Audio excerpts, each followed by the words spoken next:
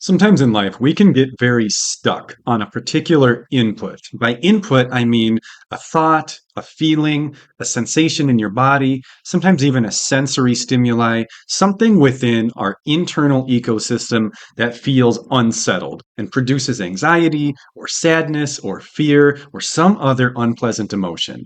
And when one of these inputs is producing an unpleasant emotion, that tends to be where the majority of our attention goes. When you get a disturbing thought, that commands most of your mental energy, that commands most of your attention. When you have that dread feeling or that doom feeling that often goes with generalized anxiety disorder, for example, that tends to be where your attention goes. It goes on to the emotion you're feeling. Anything that feels concerning or off or out of place gets a disproportionate amount of attention from us because we are survival oriented mammals with a built in inherent negativity bias. We often try to counter this stuck feeling by attempting to focus on a different, often contrary or contradictory stimuli within the same input. And so, what I mean by that is when we're stuck on a repetitive negative thought, for example, we often try to redirect our attention to a positive thought or maybe even a neutral thought. We're staying within the same realm of thought, but we're just trying to have a different thought. Because of our negativity bias, it tends to be really hard to get our brains to let go of a stressor or a concern when they have already decided it is a problem. And sometimes when we try to almost like brute force our attention away from that thing, sometimes our brain almost holds on even harder because it's like, no, you're trying to make me feel or think this opposite thing. I need you to pay attention to this. This is bad. This is danger. This is a warning sign. Do not forget about this. I will cycle this in your mind over and over and over again to make sure you do not get distracted from this problem. And so it often just doesn't work as well as we'd want it to. There is a technique that I have learned that I have found way more effective most of the time than just trying to refocus on a different stimuli within the same input. And it's something that I call changing the channel in your mind. In order to teach you how to use this technique, I have to first give you a little bit of background information on something called the five core organizers. I did not come up with the five core organizers. They are a pretty well known concept in the realm of sensory motor psychotherapy, which is a type of trauma therapy that I'm trained in, which really emphasizes somatic work, which is like mind body integration or physical experiences, things felt in the body in relation to trauma memories, intrusive memories, flashbacks, stressors, things like that. So it really looks at and works with how the mind and body interact with one another throughout the day. And the five core organizers are the five inputs through which we interpret and take in information about ourselves and life and the world. They're basically our sources of info. So the five core organizers are your conscious thoughts. And so that's the thoughts that you have that are kind of like words or conversations in your head. They're the tangible ideas that you could communicate to another person or write down on a piece of paper, and they're usually already in kind of like sentence or paragraph form. The second is your emotions. So that's your feelings. And that would be feelings like excitement, sadness, despair, fear, joy, accomplishment, things like that. The third organizer is physical sensations. That's things that you notice in your body. So you can notice your heart rate. You can notice your breathing. Sometimes you notice aches and pains or headaches. After a massage or a good stretching session, you might notice a decrease in muscle tension compared to what you previously felt, things you feel in your body. The fourth organizer is impulses. And so these are things that you're actively wanting to do, usually physical in some way or another, but you are actively inhibiting. So you're not letting yourself do this thing, but you're aware that you want to do this thing. So maybe you're in a room of people and you're uncomfortable and you want to leave the room. But for whatever reason, maybe it's a class or a work function or something like that, you feel like you can't. So you're inhibiting this impulse and just making yourself sit through this thing. But you are aware, or at least can make yourself aware, that you do have the impulse to do that. Maybe you're really bored and you want to get your phone out and scroll on something, but you're in a situation where that would not be considered an appropriate behavior. So you're actively, with your mind, basically exerting willpower to stop yourself from doing this thing. But you can be aware of the impulse of what you want to do. And the fifth core organizer is your five senses. So that's sight, touch, taste, sound, and smell. These are the five sources of information that we have about what's going on inside of us and around us. So when you get really stuck on some particular thing, maybe it's the thought my partner hates me, or a feeling of just general anxiety or doom or dread. Maybe you felt something in your body today. Maybe you had a little bit of something felt different in your heart. You can't stop being concerned about like, am I in danger of having a heart attack? Is something happening in my body? Maybe you have this impulse and you just can't stop having this impulse. And this impulse itself, although you're successfully inhibiting it, it's taking everything you have to suppress it and not act on it. Maybe you have misophonia and there's a sound that you're hearing and you cannot get your mind off the sound. And no matter what you're trying to distract yourself with, you just can't get unstuck from this input. Rather than doing what most people try to do, which is trying to find a different stimuli within the same input, a different thought to challenge the thought, a different feeling to challenge the feeling, etc., you can consciously redirect your attention to a different organizer. And that is what I call changing the channel. So let me give you a couple examples of this. If you're stuck on that thought, like something's going on with your partner, then and you just can't stop thinking like, are they mad at me? Did I do something wrong? Do they hate me? Instead of just digging through all of your thoughts and trying to find and hold on to a thought that makes you feel better or seems like it contradicts that thought, crack a window, sit next to the window, feel the breeze on your face, listen to the birds, smell whatever you smell outside of that window, and essentially tune into your five senses. And you're gonna have to. This is gonna have to be very conscious and very constant. It's not like you just do it one time and your brain totally shifts.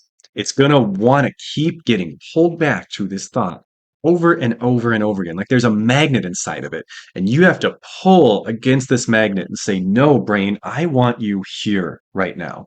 It might even help to literally visualize. I know this is very old school, but like the channel changing dials on like the really old console type TVs, it just keeps changing back. Like it's like there's a ghost changing it back. And you just every time you notice it gets changed back, no, I want to be on this channel right now. I'm gonna focus on my senses. You can do that with any of them. Because I like to think of each of the five core organizers as being like an advisor to you. So you, whatever your name is, you are the mayor of Uville. Just fill it in with your name. So I'm the mayor of Scottville. And I've got these five advisors that are constantly in my ear, like telling me what's going on, what they think I should do, what they're feeling good about, what they're feeling bad about. And sometimes one of them gets really worked up.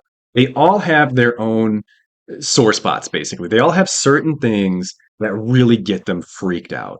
And so sometimes one advisor will start to panic and start to really freak out about something. And it's a natural instinct when someone is panicking or yelling or freaking out and the other people aren't, like this person tends to get your attention, right? This is just the negativity bias all over again. So when one of your inner advisors starts panicking, your natural instinct is let's listen to this person because it's sort of like a squeaky wheel gets the grease type scenario. Try to make sure to listen to the other four advisors too. If they're all freaking out, you may very well have a problem. But if just one of them is freaking out and the other four are pretty calm, if you've got that doom and dread sense, but your thoughts are saying, like, I really can't find a specific thing wrong right now. I know we're feeling this way, but I cannot connect it to any really obvious apparent problem that's occurring right this very second. If your body, you tune into your physical sensations and your body says, I'm okay.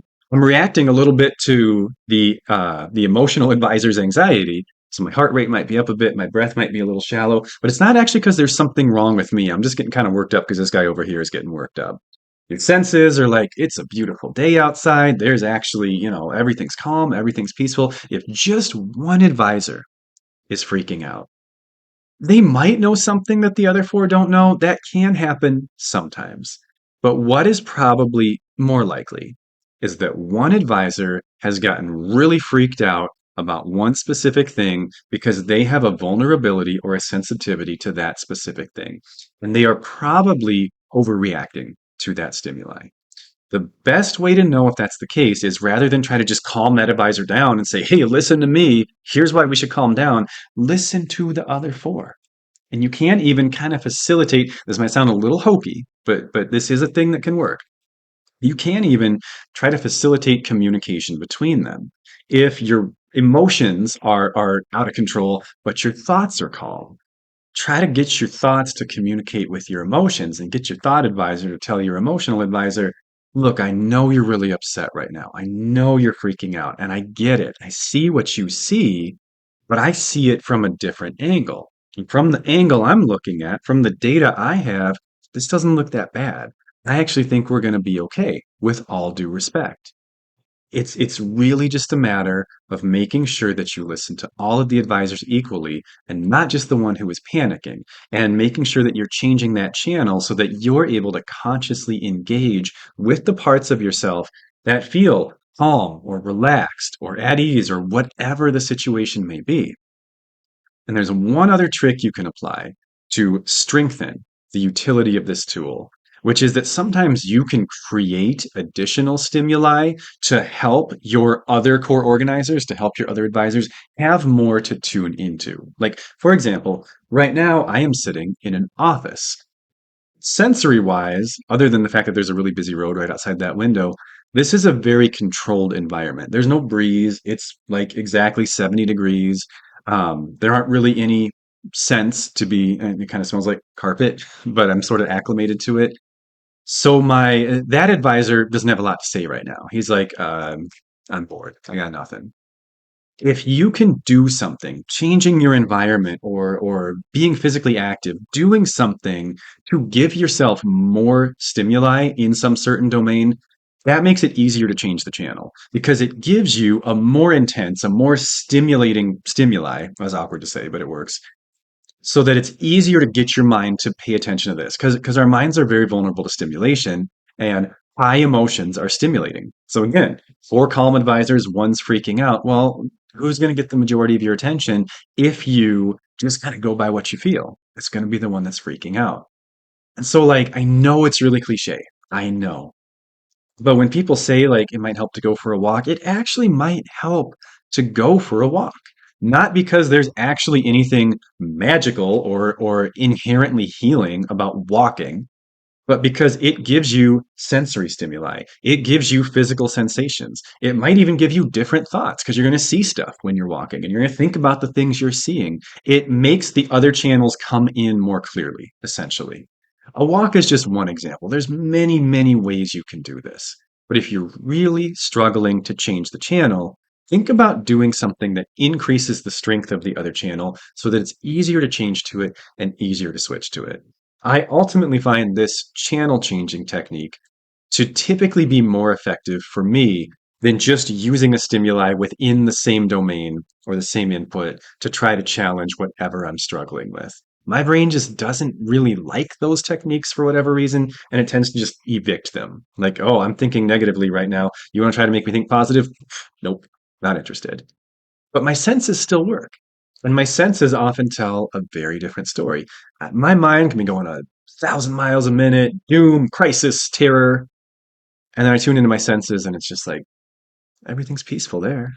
So maybe this is just a vulnerability. Maybe this is one of my five advisors overreacting to something and actually things are not as chaotic and horrible and terrible as they seem. I hope that's a helpful technique for you. It certainly is for me. Take care, and I will see you next time.